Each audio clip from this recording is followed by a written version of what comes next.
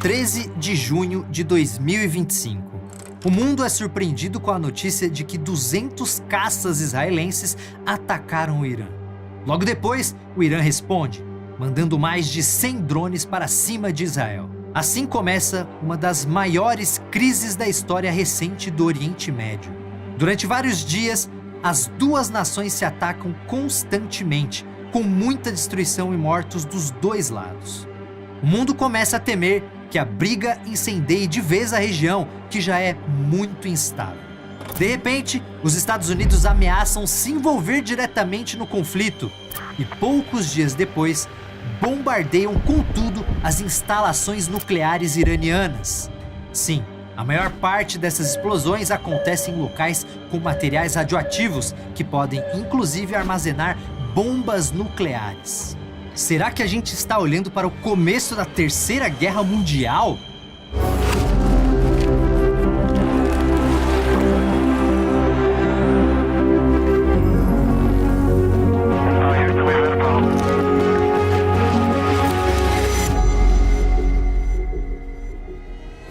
Olá meus queridos amigos, tudo bem com vocês? Meu nome é Felipe Castanhari e nesse vídeo eu vou tentar explicar de forma simples o conflito entre Israel e Irã. Essa história tomou as manchetes de todo mundo, já que existe sim a chance desse conflito escalar para uma guerra nuclear. E para nos ajudar a construir esse roteiro, contamos com a consultoria do historiador Fábio Romano e do advogado e mestre em Direito Internacional Vitor Del Vecchio. Mas como começou a briga entre esses dois países? Por que esses ataques aconteceram só agora? E o que pode rolar daqui pra frente? Calma, a gente vai ver tudo isso até o final desse vídeo. Então já se inscreve aqui no canal e me siga lá no Instagram para sugerir o seu tema pra gente. Essas foram as pessoas que sugeriram os temas lá no meu Instagram. Me siga lá e manda sua mensagem também sugerindo o seu tema. E agora vamos para a nossa história. A melhor maneira de entender o começo da briga entre Irã e Israel é voltar para a fundação do Estado de Israel. Isso aconteceu em 1948 num território no Oriente Médio chamado Palestina. Para ficar mais fácil de entender, imagine que o mundo é um bairro enorme com ruas, praças e avenidas. Uma das ruas mais antigas desse bairro é o Oriente Médio. E em 1948, a Associação de Moradores do Bairro, que seria a ONU, decidiu que parte de um terreno dessa rua seria doado a uma família que havia passado por muito sofrimento recentemente. Essa família era o povo judeu. A ideia de dar essa terra para os judeus não era nova. No final do século XIX, surgiu um movimento nacionalista judeu chamado sionismo. E esse movimento já nasceu defendendo a criação de um país judeu para abrigar os judeus que sofriam cada vez mais discriminação na Europa. Mas onde esse país deveria ser criado? Bem, existem várias opiniões entre os sionistas sobre isso, e até mesmo regiões sem nenhum significado para o povo judeu são consideradas. Um exemplo é a Argentina. Como no final do século XIX nosso vizinho recebe muitos judeus que fogem do preconceito na Europa, alguns sionistas apontam que a Argentina seria um ótimo lugar. Outros consideram a África, mais precisamente um território controlado pelo Reino Unido, que hoje faz parte do Quênia. Esse plano ameaçou decolar, mas no fim prevaleceu a opinião de uma das correntes mais radicais do sionismo, o sionismo político nacionalista, que defende que o lugar ideal é a Palestina. Além de ser uma região sagrada para o judaísmo, a Palestina também é considerado a terra ancestral do povo judeu. Muito tempo atrás, os judeus viviam nesse local que eles chamavam de Canaã, mas muitos foram obrigados a ir embora quando começaram a ser perseguidos pelos antigos romanos, então sobraram poucos judeus na região. Quando o sionismo surgiu no final do século XIX, a Palestina pertencia ao Império Otomano, mas com o final da Primeira Guerra Mundial, em 1918, a região passou para o controle britânico. A partir daí, muitos judeus da Europa começaram a comprar terrenos na Palestina e migrar para lá em busca de uma vida melhor. O problema é que a Palestina não era exatamente um deserto sem ninguém. Assim como o Oriente Médio tem vários países e territórios, essa rua do nosso bairro tem outras casas com famílias que moram ali há muitas gerações. A maior parte dessas pessoas são árabes, muitas delas tendo o islamismo como sua religião. Lembra que os judeus abandonaram a Palestina porque eram perseguidos pelos romanos? Com o passar do tempo, os romanos também perderam o controle sobre a Palestina, que foi sendo cada vez mais ocupada por algum desses povos árabes que viviam no Oriente Médio. Então, quando os judeus começaram a migrar para a Palestina no século XX, a região já era o lar de milhões de árabes. São os palestinos que não concordavam nada com essa história de criar um país judeu ali na casa deles. Mas aí chegamos na Segunda Guerra Mundial, que rolou entre 1939 e 1945. Depois do Holocausto, que matou milhões de judeus na Europa, a ideia da criação desse país ganhou muita força na comunidade internacional.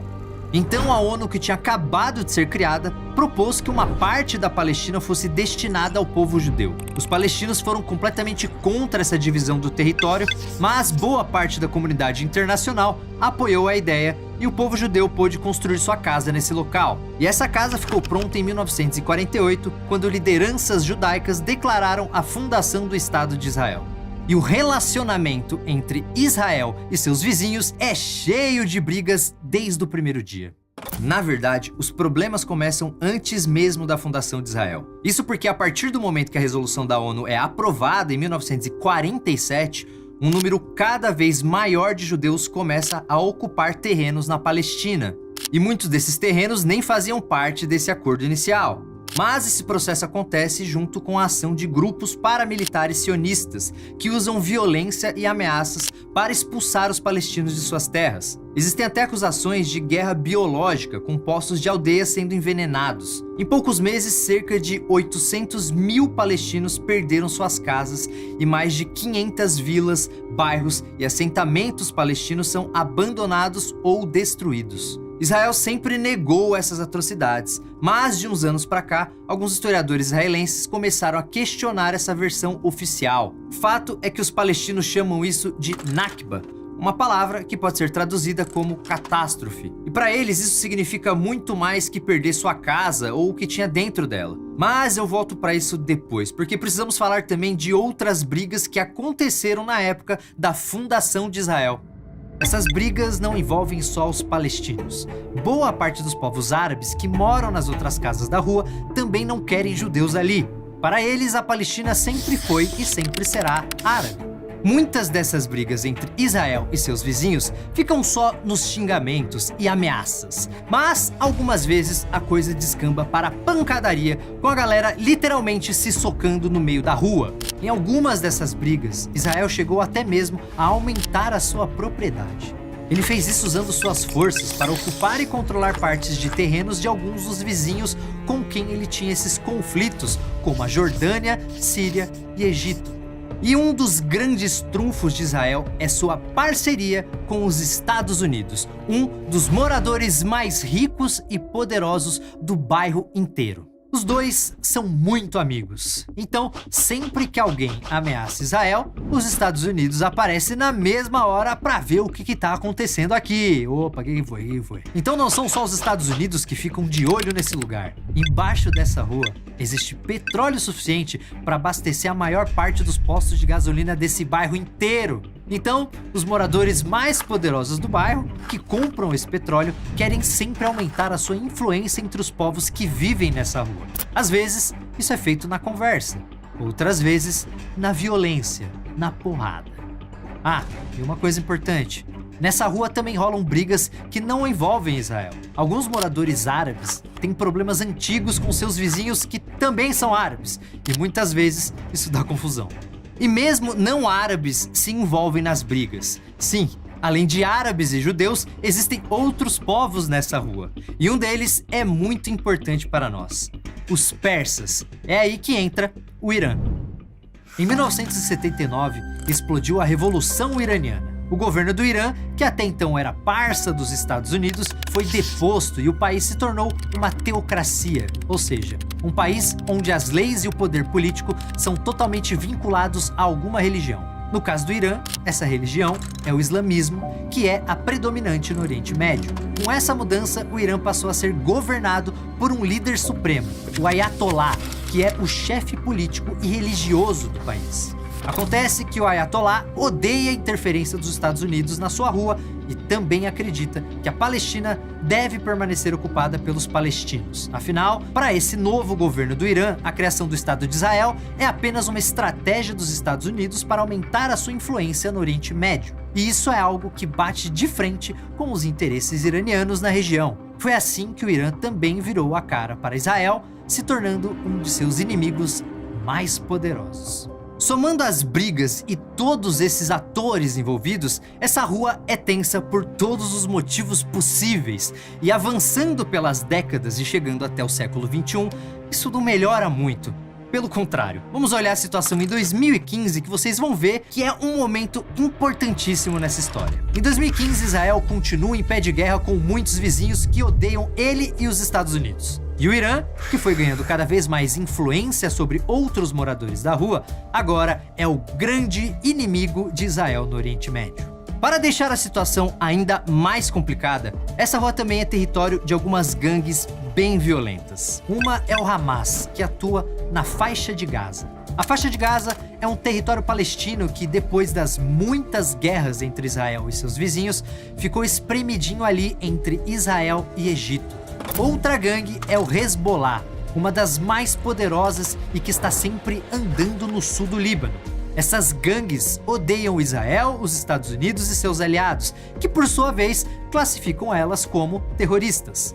Mas sabe quem é amigo desses caras? O Irã. Ele financia essas gangues para que eles briguem com Israel o tempo todo. Ou seja, quem mexer com o Irã vai ter que enfrentar também essa galera. Então a situação na rua é a seguinte: Israel e Irã passam o dia inteiro se espiando pela janela. Quando o Irã acha que vai ser atacado, manda uma gangue pra cima de Israel. Quando Israel acha que vai ser atacado, bombardeia uma gangue amiga do Irã. E essa briga entre Israel e Irã parece longe de acabar, porque ela não é só política, territorial, étnica, religiosa ou cultural. Ela é tudo isso, mas ela é, antes de tudo, existencial. Na visão do Ayatollah, a criação do Estado de Israel na Palestina é um erro que ameaça o Irã. Para ele, esse erro só vai ser corrigido se Israel deixar de existir. Então o Ayatollah não é contra o governo ou alguma política de Israel. Ele quer apagar Israel do mapa completamente.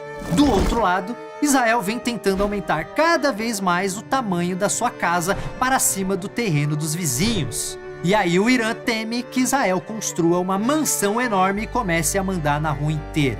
Pessoal, a partir do momento que a tensão na rua chega a esse nível, a gente precisa começar a falar sobre armas nucleares.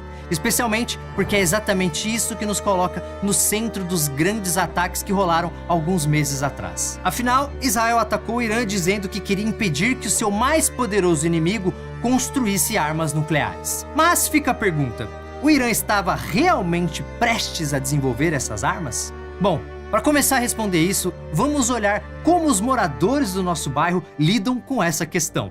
Nos anos 1960, os 5 moradores mais poderosos do bairro já eram potências nucleares e todo mundo morria de medo disso. Então, a Associação de Moradores decidiu fazer um abaixo-assinado sobre esse assunto. Esse é o Tratado de Não Proliferação de Armas Nucleares, ou TNP. Um dos objetivos do TNP era fazer a galera que já tinha armas nucleares começar a diminuir o seu arsenal. O tratado também queria que a expansão nuclear dos outros países rolasse de forma controlada, com regras rígidas e inspeções da Agência Internacional de Energia Atômica, que é da ONU. Esse abaixo-assinado foi um sucesso. O bairro inteiro assinou e concordou em seguir as regras.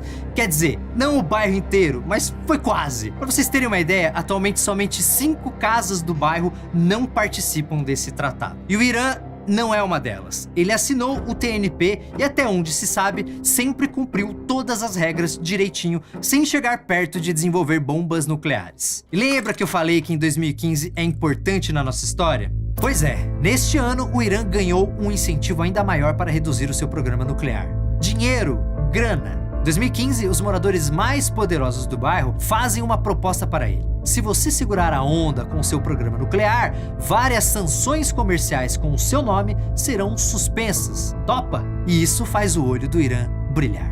E brilhou por quê? O que são sanções comerciais? Sanções comerciais são restrições e bloqueios que um país impõe sobre o comércio de outro.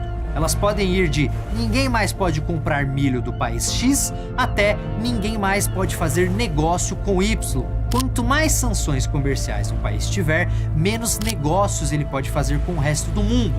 E em 2015, o Irã é um dos países mais sancionados do planeta, o que prejudica horrores a sua economia. Então, o governo iraniano aceita o acordo e se compromete a seguir um monte de regras para conter ainda mais o seu programa nuclear. Em troca, várias sanções são suspensas. Bem, então podemos ficar tranquilos a respeito do programa nuclear do Irã, certo? Não, porque em 2018, os Estados Unidos mudam de ideia e abandonam esse acordo com o Irã. Então, as sanções comerciais impostas ao Irã, que estavam suspensas, são reativadas. E aí, o Irã pensa o que qualquer país no lugar dele pensaria. Se o acordo miou e as sanções voltaram, que motivo eu tenho para manter o meu programa nuclear em marcha lenta? Pega esse plutônio aí na caixa e bora pro laboratório. Mas e o Tratado de Não Proliferação de Armas Nucleares? Aquele lá dos anos 60? O Irã saiu disso? Não. Mas parece que, a partir daí, ele teria começado a descumprir algumas regras do TNP. Uma hora esquecia de mandar um relatório, depois marcava uma reunião e não aparecia. Aí começa a fofoca nos grupos de WhatsApp do bairro, com gente falando que o Irã está escondendo alguma coisa e que, olha só, podem ser armas nucleares. Quando esse papo chega em Israel, é claro que os caras não pensam duas vezes e começam a bombardear as instalações nucleares do Irã. São ataques que rolaram esse ano e a gente viu no começo do vídeo. Então essa foi a razão dada pelo governo de Israel para o bombardeio. O país agrediu o Irã antes que o Irã atacasse com armas nucleares. Isso responde à pergunta por que Israel atacou o Irã. Mas tem uma questão mais importante nessa história toda. Por que Israel atacou o Irã agora? A resposta para essa outra pergunta passa obrigatoriamente pelo conflito entre Israel e o Hamas e tudo o que aconteceu na Palestina nos últimos meses. Em 7 de outubro de 2023, o Hamas, uma das gangues financiadas pelo Irã, lança um ataque contra Israel. Mais do que pegar Israel de surpresa, a investida do Hamas deixa o mundo chocado com sua violência. A ação começa com ataques de morteiros e depois milhares de guerrilheiros do Hamas invadem Israel usando jipes, motocicletas e até parapentes. Esses caras fazem vários ataques no sul de Israel, deixando cerca de 1.200 mortos, a maioria civis. Uma das investidas mais violentas acontece numa enorme festa rave que rola na região. Só nesse lugar são pelo menos 260 mortos. Como se não bastasse, os guerrilheiros do Hamas ainda levam mais de 200 civis e soldados de Israel para Gaza como reféns.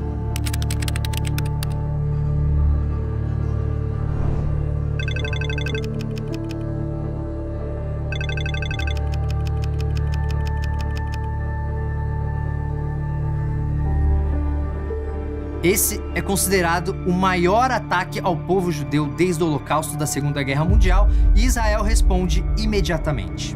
As forças israelenses passam dias bombardeando pesadamente a faixa de Gaza. Depois, invadem a região com o objetivo declarado de destruir o Hamas de uma vez por todas. A questão é que depois de meses de ataques, o que realmente estava destruído é a faixa de Gaza, que agora é terra arrasada.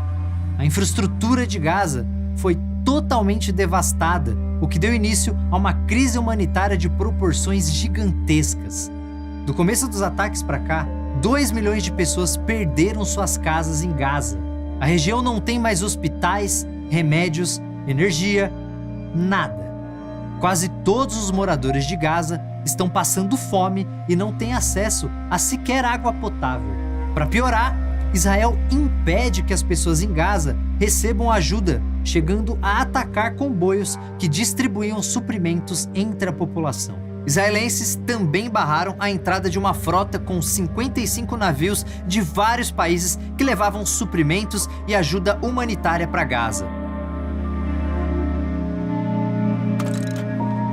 Então, boa parte da comunidade internacional passou a condenar as ações de Israel em Gaza, dizendo que esses ataques são desproporcionais. Mesmo países que tinham apoiado o direito israelense de atacar Gaza para se defender do Hamas, começaram a questionar se isso não havia descambado para um genocídio. E é fácil de entender isso quando você olha para os números desse conflito em Gaza.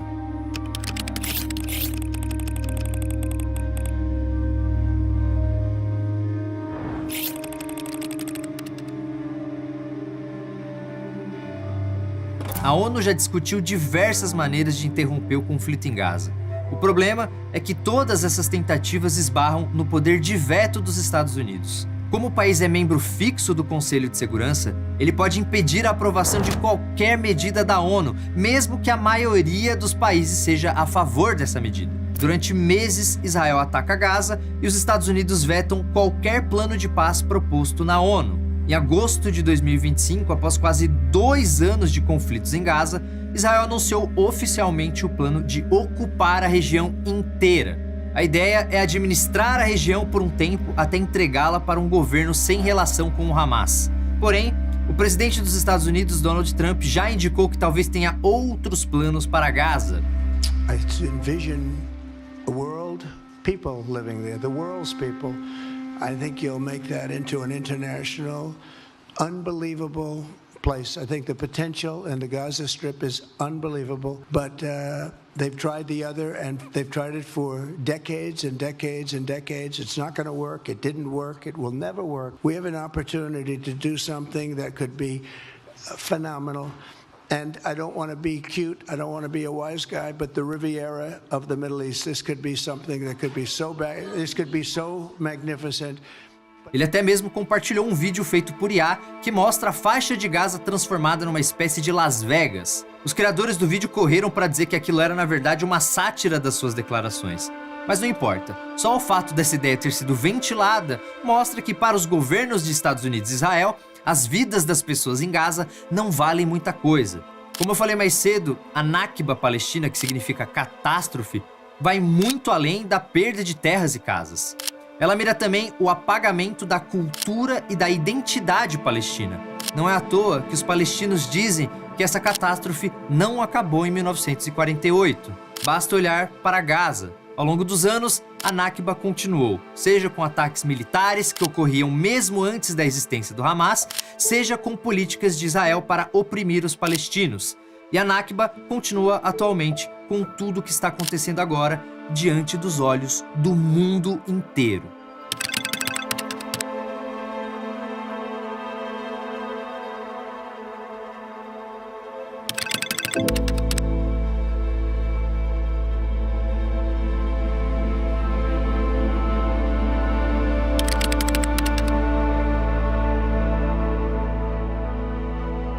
Até mesmo dentro de Israel teve gente que foi contra essas investidas em Gaza. Mesmo porque nem todo judeu é sionista e nem todo sionista é radical. Mesmo contando com muitos elementos culturais e religiosos do povo judeu, o sionismo sempre foi, antes de tudo, um movimento político. Então, ele possui diversas vertentes. Existem sionistas de direita, de ultradireita e até mesmo grupos sionistas considerados de esquerda. O que ocorre é que nos últimos anos, quem tem se mantido no poder é a corrente política nacionalista de ultradireita que se opõe radicalmente à presença de palestinos na Palestina. Essa discussão é muito complexa e nós não vamos nos aprofundar nela porque o vídeo não é exatamente sobre o conflito em Gaza. Claro que muita coisa que rola na Palestina caminha lado a lado com a nossa história, mas o foco aqui é a briga entre Israel e Irã. Então vamos continuar. Os ataques israelenses em Gaza causam grandes derrotas para o Hamas. E isso significa uma derrota para o Irã, pois o Hamas é seu parceiro. Aí Israel aproveita o embalo e vai para cima da outra grande gangue da rua, o Hezbollah, que atua no sul do Líbano. Um desses ataques ficou muito famoso e mostrou por que o serviço de inteligência de Israel é um dos mais respeitados do mundo. Os caras simplesmente explodiram ao mesmo tempo os pagers e walkie-talkies de várias lideranças do Hezbollah espalhadas pelo Líbano. Com ações como essa e ataques mais diretos, não demora muito para Israel deixar o Hezbollah também bastante enfraquecido. Então, a primeira linha de defesa do Irã na rua, que são o Hamas e o Hezbollah, está arrebentada. Para piorar, o Ayatollah também não está no seu melhor momento. A oposição ao seu regime dentro do próprio Irã vem crescendo nos últimos anos. E de quebra, o Irã perdeu um dos seus maiores aliados na rua. No vídeo que fizemos sobre a guerra civil da Síria, eu comparei o país a uma escola para tentar explicar o conflito. Se você não assistiu, o link vai estar aqui na descrição. Mas vamos continuar com essa analogia e dizer que um dos terrenos da rua é ocupado por uma escola chamada Síria. O diretor dessa escola é muito amigo do Ayatollah. Mas aí estoura uma guerra civil dentro da escola e em 2024 esse diretor precisa abandonar o cargo e desaparecer da rua. Então olha a situação do Irã. Ele perdeu o apoio da Síria, enfrenta problemas internos e está sem a sua primeira linha de defesa, que são as gangues. Israel sabe que não vai ter oportunidade melhor para impedir que o seu maior inimigo construa armas nucleares. Agora tem uma coisa. Essa oportunidade não vai durar muito tempo. O Irã está negociando um novo acordo com os Estados Unidos sobre o seu programa nuclear. Se esse acordo rolar, o Irã vai abrir mão de construir bombas nucleares. E aí Israel não poderia jamais bombardear as instalações nucleares do Irã sem ser condenado pela comunidade internacional. Então a hora é agora.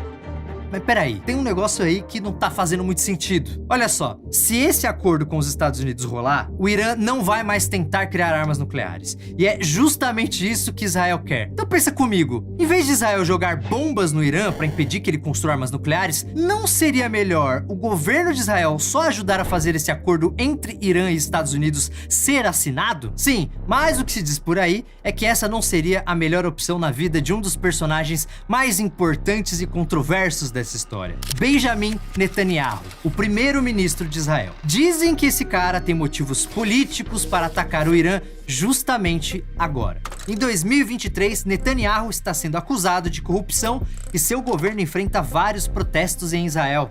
Com o ataque do Hamas e os conflitos em Gaza, os julgamentos sobre o caso são deixados de lado. Mas quando isso acabar, as acusações e os protestos contra ele vão voltar com força total. E Netanyahu vai ter que explicar também as falhas da inteligência israelense ligadas ao ataque do Hamas em 2023. E essas acusações não são pequenas. Netanyahu pode ser preso e ele sabe disso. Então muita gente acredita que os ataques israelenses em Gaza estão durando muito mais tempo que o necessário como parte de uma estratégia de Netanyahu. Olha só, além de massacrar um antigo inimigo que é o Hamas, ele mantém Israel em estado de guerra e, consequentemente, a crise longe do seu governo. De acordo com essa linha de pensamento, para Netanyahu, quanto mais tempo o conflito em Gaza durar, melhor. Mas nenhuma guerra dura para sempre. Agora, a faixa de Gaza está completamente destruída e o Hamas em pedaços. Então, o que poderia ajudar Netanyahu a continuar sem ser julgado?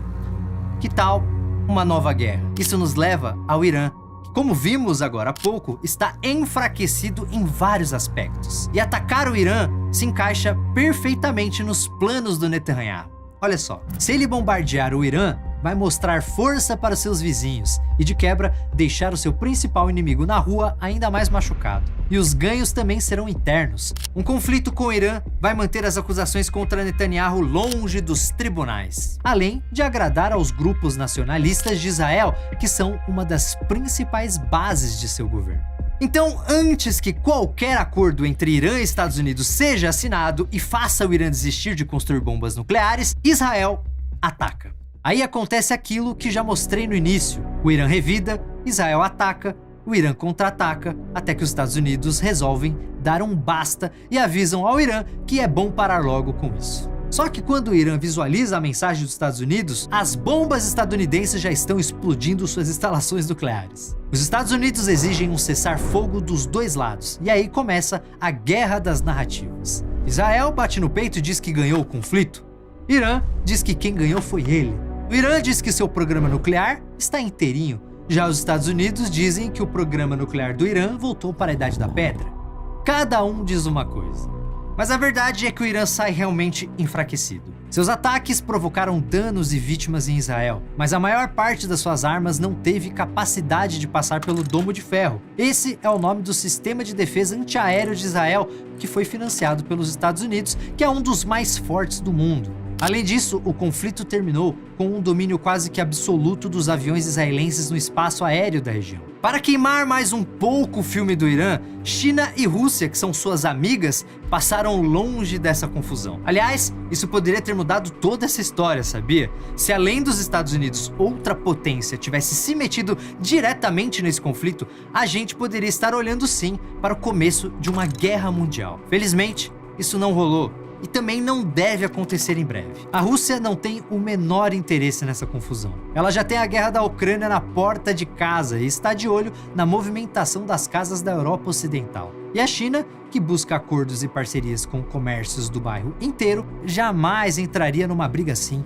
Não é muito o estilo dela. E como fica o Irã nessa história? O país sabe que sua imagem está enfraquecida e que seu maior inimigo é um sujeito bastante agressivo, meio doidinho da cabeça, que está cada dia mais poderoso. Então, o Irã precisa voltar a ser respeitado por seus inimigos. E uma das maneiras de conseguir esse tal respeito é, adivinha só, o que os analistas enxergam é que se nada mudar, a partir de agora, o Irã não tem motivo nenhum para não acelerar o seu programa nuclear e construir suas primeiras bombas. Lembrando que essas seriam as primeiras bombas do Irã, tá?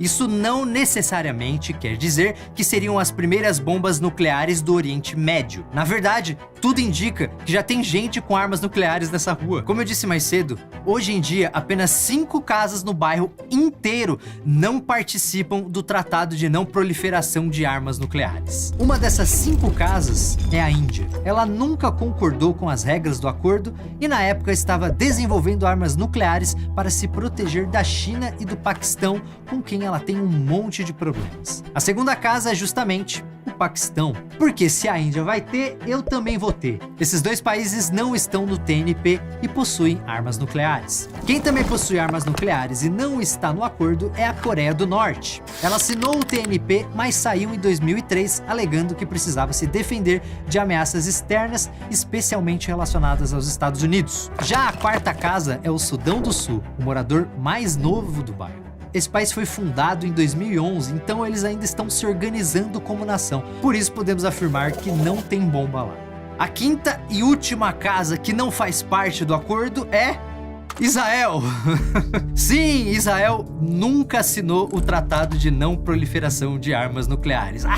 Mas que irônico, né? Ao não participar do tratado, Israel basicamente se desobriga de dar qualquer tipo de satisfação para a comunidade internacional sobre como e para que seu programa nuclear é usado. E não é só isso. As armas nucleares de Israel são uma questão meio cinzenta, porque eles nem confirmam nem negam que possuem esse tipo de armamento. Mas rola uma fofoca no bairro que diz que Israel tem entre 80 e 90 ogivas nucleares. Então, o governo de Israel, que acusa o Irã de construir armas nucleares em segredo, é o mesmo governo de Israel que pode ter construído armas nucleares em segredo. Ou seja, Israel reclamar das bombas nucleares do Irã é de uma hipocrisia enorme, vocês concordam? Enfim, essa é a situação atual na região. Temos dois países que são inimigos históricos e estão se armando cada vez mais. De um lado, um ayatolá que vai correr para construir armas nucleares com a intenção de recuperar sua força e riscar seu inimigo do mapa. Do outro, um primeiro-ministro agressivo